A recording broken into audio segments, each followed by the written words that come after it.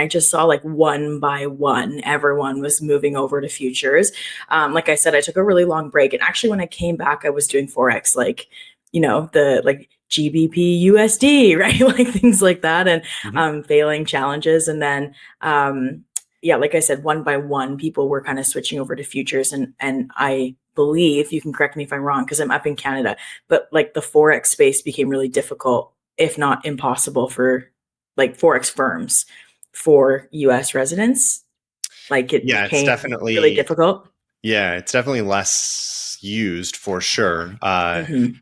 But and I know it's more popular in Canada from what I'm aware of, right? Yes, I think it's easier. Yeah, Like with legality issues, I guess it's an easier thing gotcha. to do.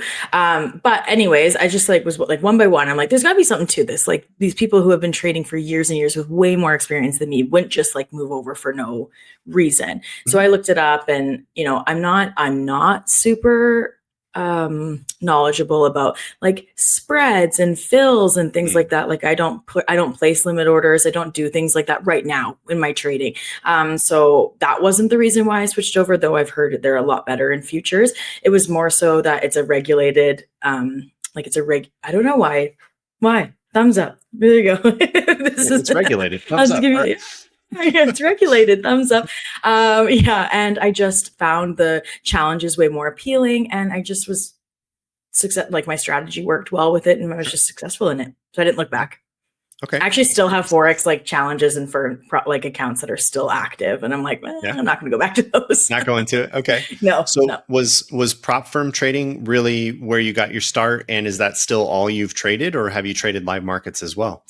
Yeah, no live markets. It's because so that's not necessarily true. When I did Forex, I had my like $200 accounts that I would try and like trade, which there was no point, to be honest. But I'm a prop firm gal, and the goal is to open up my own personal account. I actually just made an account yesterday with a personal brokerage, but I want to have, I'd say like $5,000 that I can just put in there and trade. And if I have user errors or things like that, then it's not the end of the world.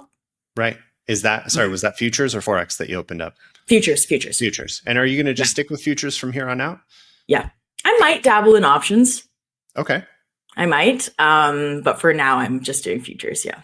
So what are you mostly trading in futures? I trade MES. So, MES.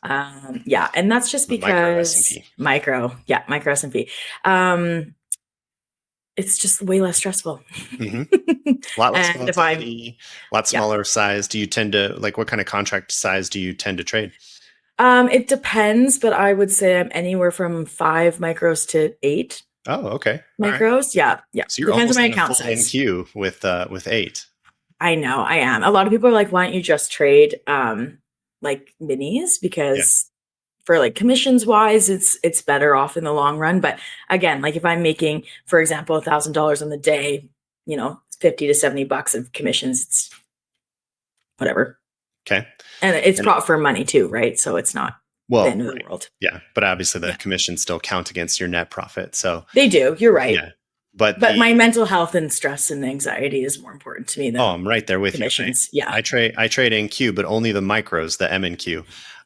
And I only trade 1 to 3 contracts at a time. And a big part of that is I like to average into those positions. So do you go all in with 5 to 8 all at once, or do you tend to average into a position? I average in, definitely average in. I think I am still narrowing down my entries and exits. Have I perfected it? No. I like to add in, and especially, so I use, just talk a little bit about my strategy, but I use, like, I'm a seller. I only short the market.